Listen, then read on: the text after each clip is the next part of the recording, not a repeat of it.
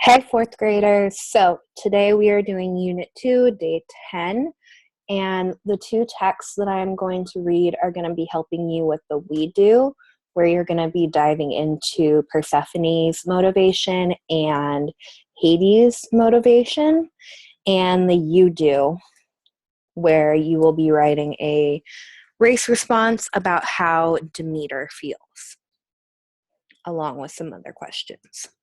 So I'm going to go ahead and get started first with Hades. And Hades is the god of the underworld, one of the sons of Cronus and Rhea. Hades was as grim and gloomy as the underworld where he lived. He was also rich, for all the treasures in the ground were his. Hades rarely left his dark kingdom of the dead. When Hermes brought souls of the dead to him, he prodded the unwilling ones into the shadows. He saw that none escaped. Cerberus, his three-headed dog, stood guard at the locked gate. But Hades grew lonely and wanted a wife. Zeus said he could have his daughter, Persephone. But Zeus knew she would want no part. She would not want to part with her mother, Demeter, to live in Hades' gloomy kingdom, nor would Demeter let her go. So Zeus told Hades to kidnap Persephone. Hades rode up into the brilliant sunshine, and that is what he did.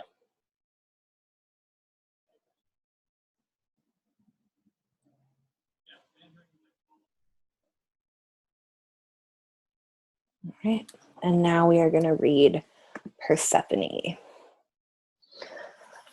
Persephone.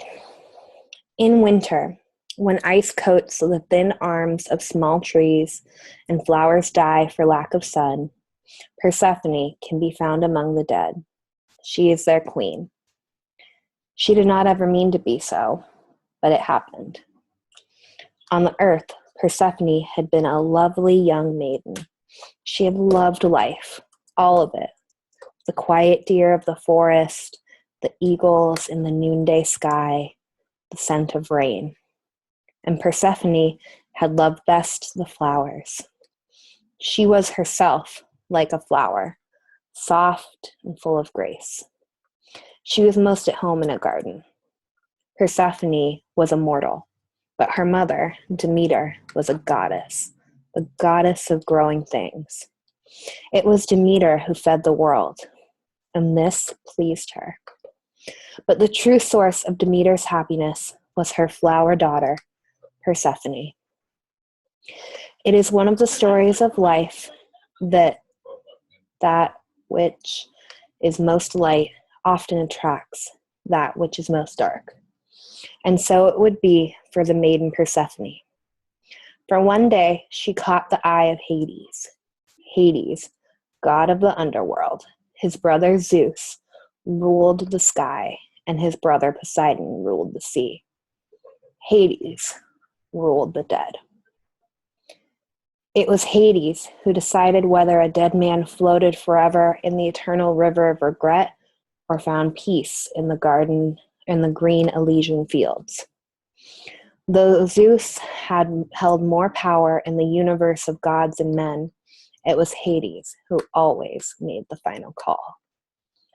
Hades rarely left the underworld, but one day, in search of a nightingale for his palace, he went above.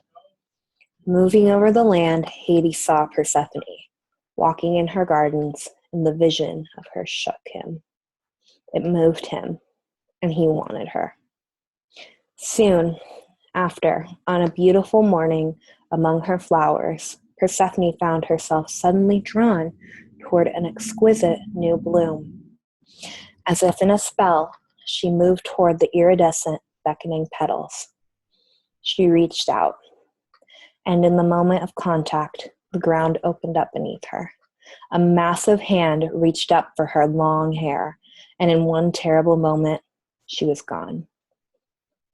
As Hades sealed the opening above her head, Persephone cried out for her mother. The cry would echo for hours over the land, above the water, and up into the sky. Many would hear it, but none would respond.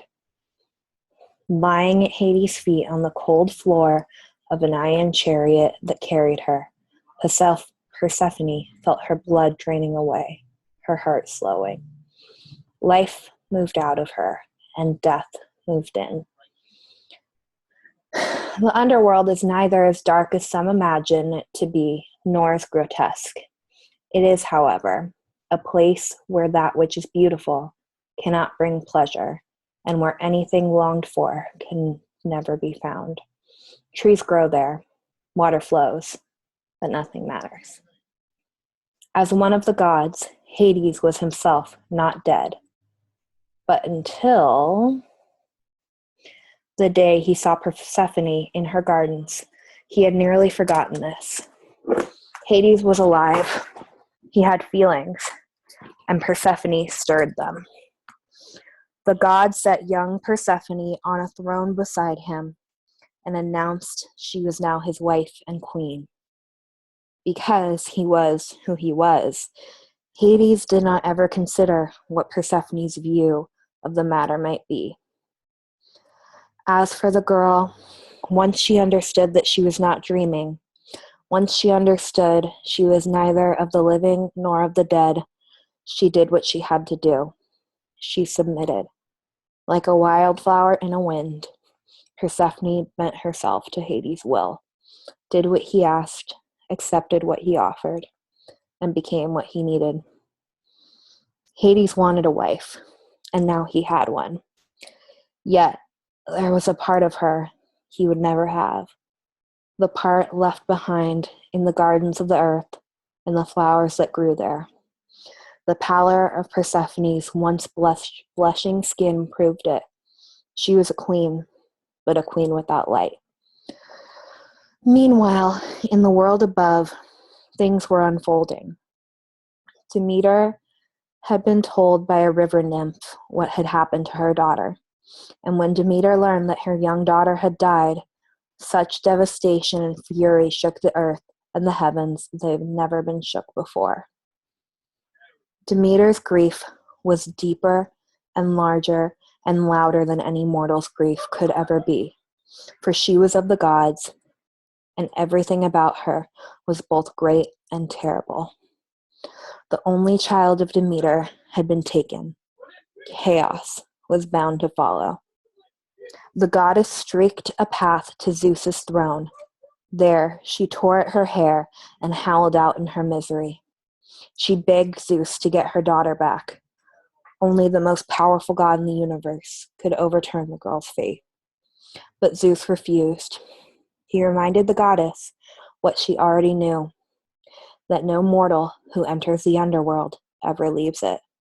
It was a universal law.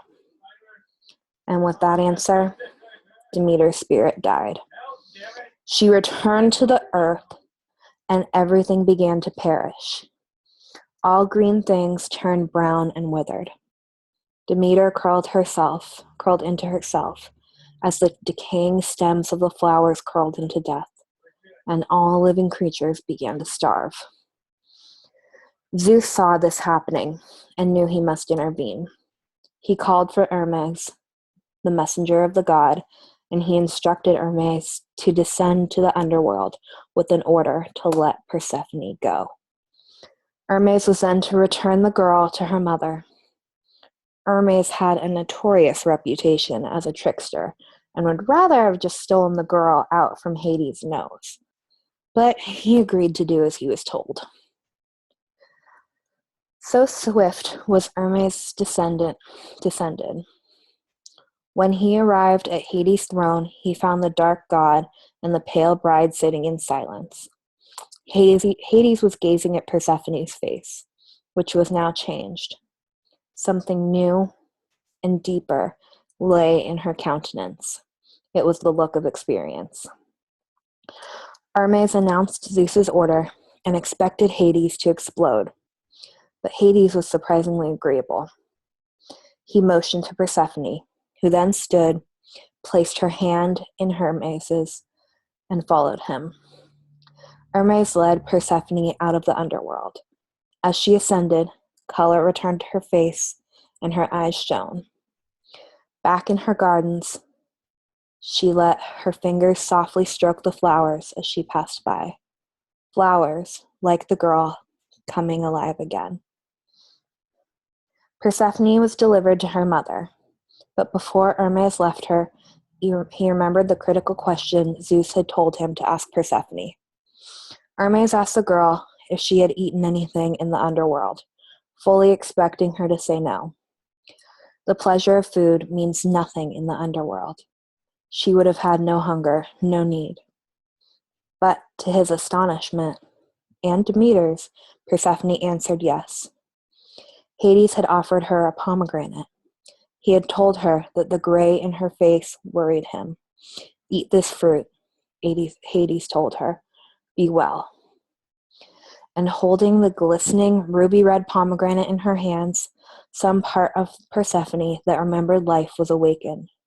Some small part of her remembered who she was. She ate of the pomegranate, and the choice made all the difference to her fate. For anyone who partakes of food in the underworld is bound to Hades forever. Zeus was informed of Persephone's disastrous choice, and he knew he must act, and yet somehow avoid repeat of Demeter's vengeance on the earth. He must please both the mother and the husband. Thus, Zeus brokered a deal. He decreed that Persephone would spend a part of every year with her mother in life and a part of every year with her husband in death. And that is how it has been since. When Persephone is with Demeter, all things on the earth grow green and blossom. And when Persephone is with Hades, the earth is icy cold and draws itself into itself until her return. In the underworld, Persephone is queen, and this is a role she has come to honor. Those dead who are newly arrived continue to stand before Hades, awaiting judgment. But now as they wait, these new dead look toward the face of the young queen at his side. When they do, for the last time in their journey, they connect. For only those who have loved life know what it is to lose it. Only those who have to let go understand the fall. In Persephone, the dead see a mirror of themselves, and in the final communion, they rest. Okay, so that concludes the reading of Hades and Persephone. So you guys should now be ready to do your YouDo and to do your WeDo.